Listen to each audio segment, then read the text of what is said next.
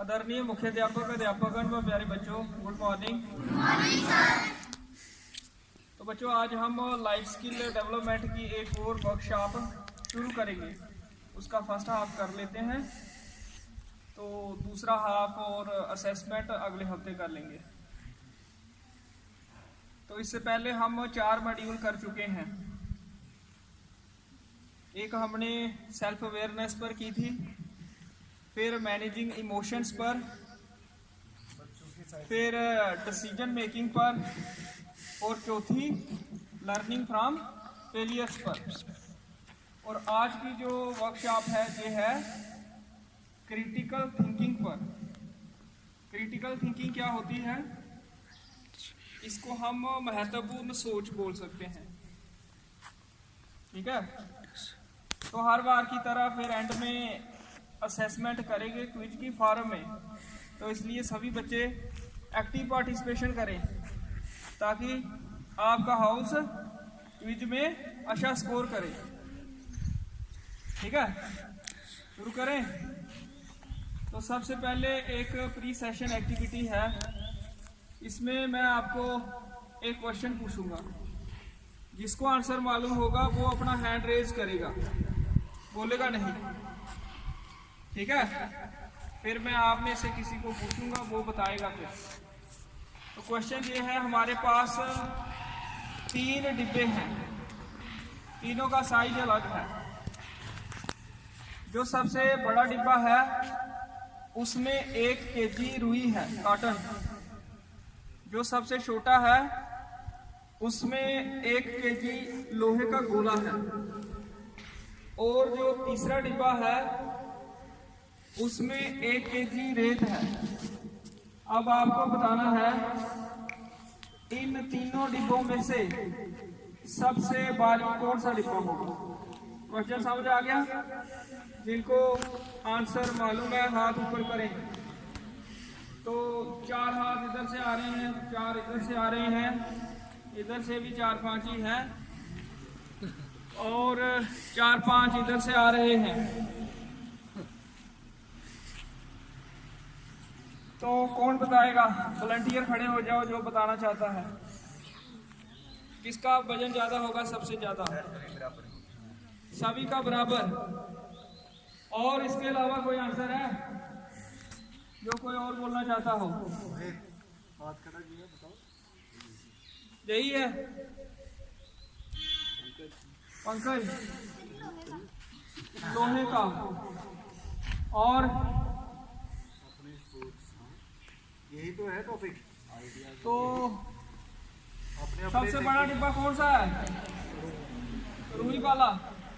कोई ऐसा है जो ये सोचता है कि रुई वाला डिब्बा सबसे भारी होगा? नहीं है कोई भी। तो देखो, इस क्वेश्चन में डाटा इनसफिशिएंट है बताने के लिए। हमने ये तो बता दिया कि एक में 1 केजी रुई है, एक में 1 केजी लोहा है, एक में 1 केजी रेत है। तीनों का वजन बराबर हो सकता है, लेकिन उसके लिए कंडीशन क्या होनी चाहिए कि जो डिब्बे हैं उनका वजन भी बराबर हो। तो जो क्रिटिकली सोचेगा वो ये भी पूछेगा क्या डिब्बों का वजन बराबर है। हो सकता है जो बड़ा डिब्बा है उसका वजन थोड़ा ज्यादा हो, तो फिर ये बराबर नहीं होगा। ठीक है, तो अगर डिब्बों का वेट बराबर है तो फिर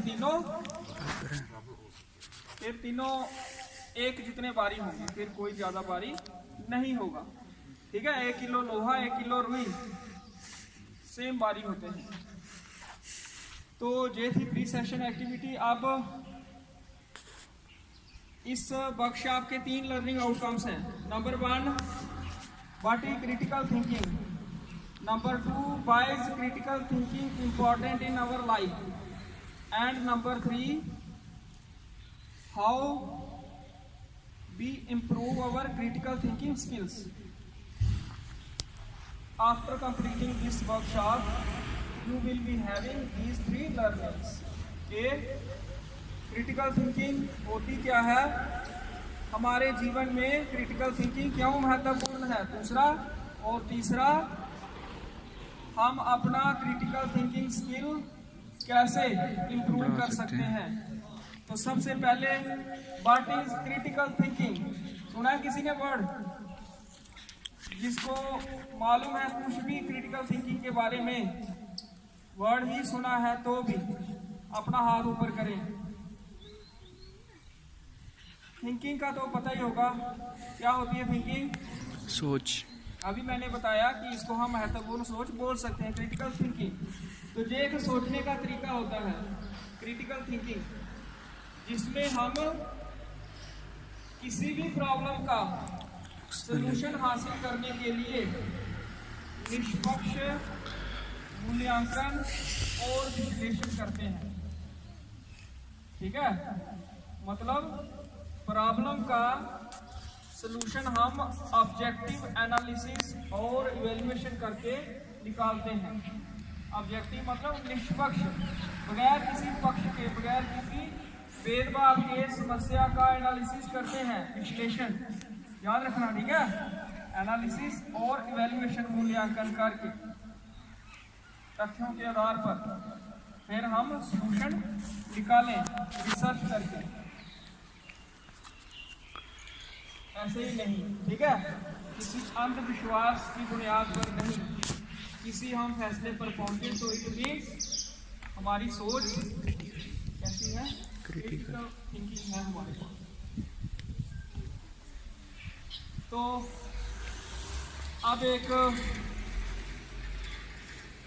केस स्टडी है, आज का ये जो लास्ट स्टेप है। तो इसमें क्या है, दो लड़कियां हैं स्कूल गोइंग, एक का नाम संगीता है, दूसरी का किरण है।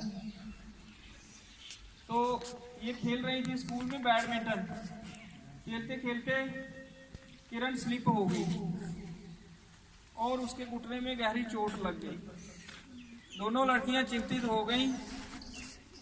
संगीता ने किरण को फर्स्ट एड के लिए मेडिकल रूम में लिया, लेकिन अनफॉर्चुनेटली वहां पर उस समय नर्स अवेलेबल नहीं थी, शायद किसी काम से बाहर गई होगी।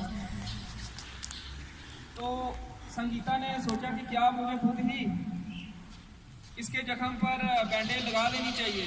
उसको फर्स्ट एड बॉक्स दिखा, उसने सोचा मुझे खुद ही बैंडेज लगा लेनी चाहिए।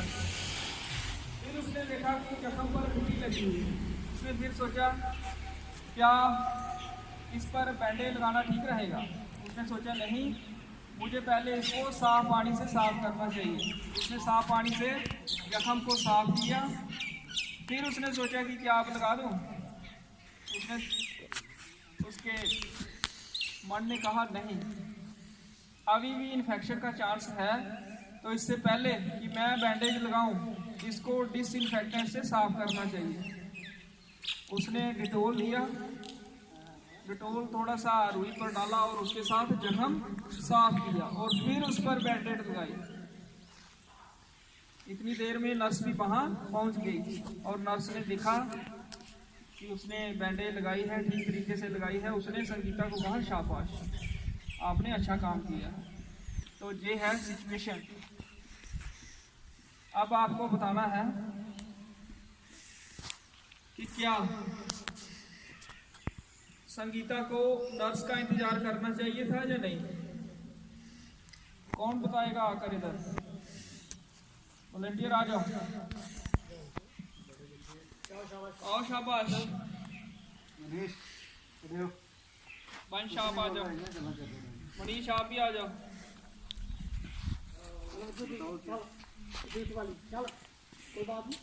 क्वेश्चन समझ आ गया? आप आ जाओ, अपना नाम बोलो पहले। इधर आओ। तो बांडी क्वेश्चन समझ आया? बोलो क्वेश्चन बोलो।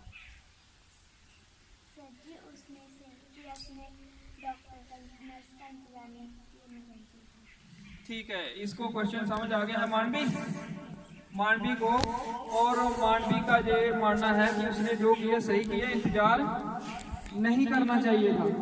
तो क्या आप ये बता सकते हो कि क्यों नहीं करना चाहिए था इंतजार? अगर इंतजार करती हो तो क्या नुकसान हो सकता था?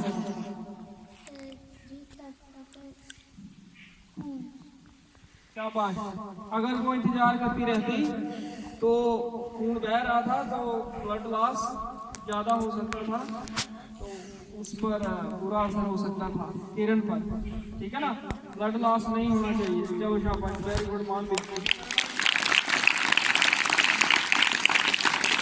आप क्या मानते हो कि सही किया उसने या इंतजार करना चाहिए था? वंश इंतजार करना चाहिए था। तो वंश का ये सोचना है कि इंतजार करना चाहिए था। तो आप ऐसा क्यों सोचते हो? अगर वो इंतजार करती तो इससे क्या फायदा हो सकता? क्योंकि वो खुद वो करने लगी थी, बैंडेज लगाने लगी थी, क्या पता उससे अच्छी नहीं लगती थी, जहाँ बैंडेज लगाते समय और ज़्यादा से वो लग सकती थी ना कुछ। ठीक है, तो वंश का ये मानना है कि उसने खुद ही बैंडेज लगा दी, उसको ट्रेनिंग नहीं थी कोई फर्स्ट एड की, ठीक है। वंश इस तरह से सोच रहा है कि हो सकता है कोई स्टेप मिस हो जाता, जख्म उसने तो कर दिया ठीक हैंडल, जहाँ बैंडेज लगाते समय कोई गलत लग जाती तो अगर कोई प्रॉब्लम हो जाती तो फिर संगीता को जवाब देना अब मुश्किल हो जाता, किरण के घर वालों को और टीचर्स को अगर कुछ नुकसान हो जाता। तो ये भी एक सोच है। आप क्या सोचते हो मनीष, ठीक किया उसने या इंतजार करना चाहिए था? नहीं करना चाहिए था इंतजार। ठीक है, मनीष सोचता है इंतजार नहीं करना चाहिए था, क्योंकि अगर इंतजार करती वो, ये पता ही नहीं था कि कब आना है कब नहीं, ठीक है ना, इसका कोई पता नहीं था, तो ब्लड लॉस ज़्यादा हो सकता था और उसको दर्द का सामना ज़्यादा करना पड़ता, ठीक है। चलो ठीक है,